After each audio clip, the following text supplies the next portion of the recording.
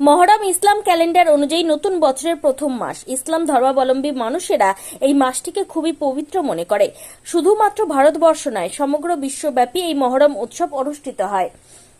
উত্তর দিনাজপুর জেলার ইসলামপুরে মহরম পালন করা হয়। তার আজ দশম দিন। এই মাসে দশম দিন ইসলামপুর ধর্মাবলম্বী মানুষের জন্য অত্যন্ত গুরুত্বপূর্ণ। এই দিনটিকে আশুরা হিসেবে বিশেষভাবে পালন করা হয়। এই দিনটি শিয়া মুসলমানরা শোক দিবস হিসেবে পালন করে। ইসলাম ধর্ম অনুযায়ী এই দিনে হযরত ইমাম হোসেনের শাহাদাত হয়েছিল, অর্থাৎ তিনি মৃত্যুবরণ করেছিলেন। ইসলামপুর শহরে ইসলাম ধর্মাবলম্বী শিয়া সম্প্রদায়ের মানুষরা হযরত ইমাম হোসেনের শাহাদাতের উদ্দেশ্যে শোক মিছিল বের করেন। নবদিগন্ত ওয়েলফেয়ার সোসাইটির পক্ষ থেকে এদিন পানীয় হিসেবে শরবত তুলে দেন প্রত্যেকের হাতে। পাশাপাশি চারাগাছ বিলি করা হয়।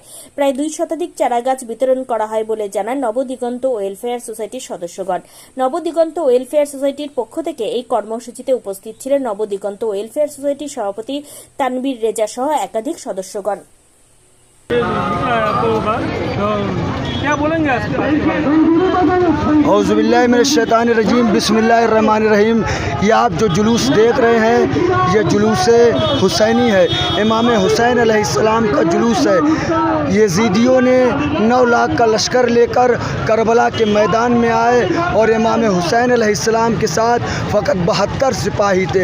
इमाम हुसैन अलैहिस्सलाम इस दीन को बचाना चाहते थे, इस्लाम को बचाना चाहते थे, मगर यज़ीदी इस्लाम को ख़त्म करना चाहते थे। इमाम हुसैन अलैहिस्सलाम ने इस्लाम को बचाने के लिए अपनी बेटियों की चादरें कुर्बान कर दी, अपने 6 माह के बच्चे को कुर्बान कर दिया।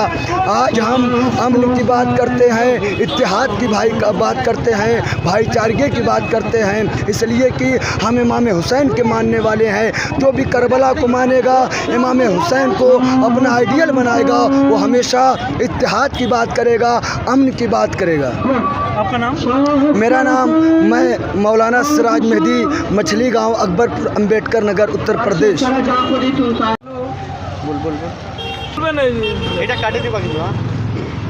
আমি মোহাম্মদ আরমান হোসেন, আলীনগর খেরবাড়ি নবদিগন্ত ওয়েলফেয়ার সোসাইটি এনজিওর পক্ষ থেকে আমরা শরবতের প্রয়োজন করেছি। এখানে এখন মানুষকে গাছ লাগানোর, প্রাণ বাঁচানোর জন্য আমরা একটা সুবিধা রেখেছি, একটা করে গাছ দিয়েছি।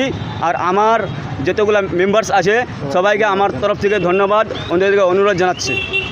আপনার নাম? হ্যাঁ, আপনার নাম? আমার নাম মোহাম্মদ আরমান হোসেন উর্ফ লাল মোহাম্মদ। পবিত্র মহরমের দিন আজকে একদিকে পানীয় তুলে দেওয়া হচ্ছে এবং তার সাথে চারা গাছ তুলে দেওয়া হচ্ছে সংস্থার পক্ষ থেকে, কী বলবেন? আমি তো সব থেকে প্রথমে আমাদের তানভীর ভাই আছে, আমাদের সালমান ভাই আছে, আর এনাদের যে ওয়েলফেয়ার সোসাইটি আছে সবাইকে আমি অনেক অনেক ধন্যবাদ জানাচ্ছি। কেন কি এই মাহে রমজানের দিন, এই আমাদের মহরম, আজকে 10ই মহরম আমাদের, আজকে আমাদের হাসেন আর হোসেনের আজকে কারবালাতে শহীদ হয়েছিলেন। ওই কারণে আজকে আমাদের 10ই মহরম পালন করি। আর এই শুভ দিনে এরকম ভালো কাজ করছেন আমাদের সালমান ভাই আর আমাদের তানভীর ভাই, আমরা অনেক আর লাল ভাই, আর এই আমাদের যে সোসাইটি আছে এর সব যতজন সদস্য আছে সবাইকে আমি অনেক অনেক ধন্যবাদ জানাচ্ছি, কি অনেক ভালো কাজ করছেন। এই দিনে আমাদের একটা করে গাছ তুলে দিচ্ছেন আর শরবত বিতরণ করছেন, এটা কিন্তু খুব ভালো কাজ। আপনার নাম? আমার নাম হলো এমডি নেকিরাজ চৌধুরী, আমি ইসলামপুর গ্রাম পঞ্চায়েতের একজন মেম্বার। अस्सलाम वालेकुम दोस्तों, मैं बाबा सलमान। सबसे पहले मैं उन सभी मेंबरान को धन्यवाद कहना चाहूँगा जिन्होंने इतना अच्छा प्रोग्राम मेंटेन किया है और लोगों को पानी पिला रहे हैं, उसके साथ उनको गाछ भी जो है वो डोनेट कर रहे हैं। पानी पिलाने का, शरबत पिलाने का मकसद ये है कि कुछ दिन पहले बहुत ही ज़्यादा धूप था, गर्म था, फिर अचानक से मौसम कूल हो गया, फिर अचानक से फिर मौसम बहुत ज़्यादा गर्म हो गया। तो लोगों को जो प्यास लगती है, इस चीज़ों को हम लोगों ने महसूस करके ये सोचा कि हर साल की तरह इस बार भी हम लोगों को शरबत पिलाएंगे ताकि उनका जो प्यास हो उनको थोड़ा राहत मिले। और गाछ देने का मकसद ये है, हमारे जो समाज में जो है दिन ब दिन लोग गाछ को काट रहे हैं, जिसकी वजह से यहाँ के जो वातावरण है बहुत ही बिगड़ते जा रहे हैं। ठीक है, तो इस चीज़ों को हम लोग समझने के सोच समझ के सोचे कि समाज के लिए कुछ ऐसा करना है जो समाज के लिए फ़ायदा हो। मेरी बातों में अगर कोई गुस्ताखी हो तो माफ़ कीजिएगा। बहुत बहुत शुक्रिया। मैं बाबा सलमान, अस्सलाम वालेकुम। এই গাছ তুলে দেওয়া আজকের দিনে বিশেষ করে তো এটা যদি একটু বিস্তারিত বলেন। সর্বপ্রথম আপনাদের সকলকে 10ই মহরমের আশুরার আন্তরিক শুভেচ্ছা জানাই এবং সাথে সাথে ধন্যবাদ জানাই আমাদের যে মেম্বার্সগণ রয়েছেন এবং স্যার সৈয়দ নার্সিং হোম তথা সিফা ড্রিঙ্কিং ওয়াটারকেও, কারণ ওনারাও এই সাহায্যের হাত বাড়িয়েছেন। গাছ লাগানোর যেই বিষয়টা আজকের দিনটা অ্যাজ এ মুসলিম পুরো দুনিয়াতে অনেক পবিত্র দিন, কারণ আজকে যে লড়াইটা হয়েছিল একদিকে ছিল অসত্য এবং একদিকে ছিল সত্য। তো অসত্যকে হারানোর জন্য সত্যর দিকে 6 মাসের বাচ্চাটাও লড়াই লড়ে শহীদ হয়েছিল।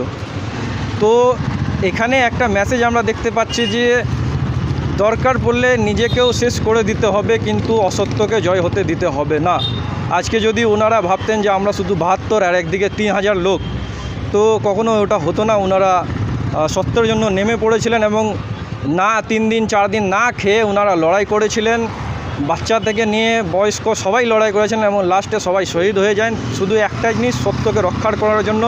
তো সেই উপলক্ষে আমরা আমাদের যতগুলো মেম্বার্স রয়েছে আমরা সবাই ভাবনা চিন্তা করলাম যে এই পবিত্র দিনে যেমনি গরমকে দেখে আমরা শরবতের ব্যবস্থা করছি, ওর সাথে সাথে যে বৃক্ষরোপণ একটা মেসেজ, কারণ আজকের দিনটা অনেক পবিত্র।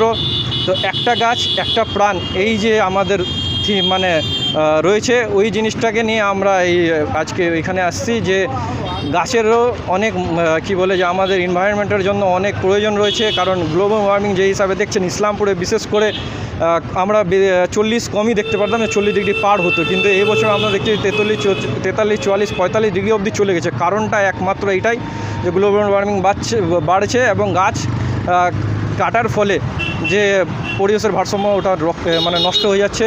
ওই জন্য আমাদের তরফ থেকে এটা ক্ষুদ্র প্রচেষ্টা যে আজকে একটা করে গাছ দিয়ে আমরা যতটা হচ্ছে আমরা সমাজের যে উন্নয়নে একটু নিজের থেকে সহযোগ করছি। আপনার নাম?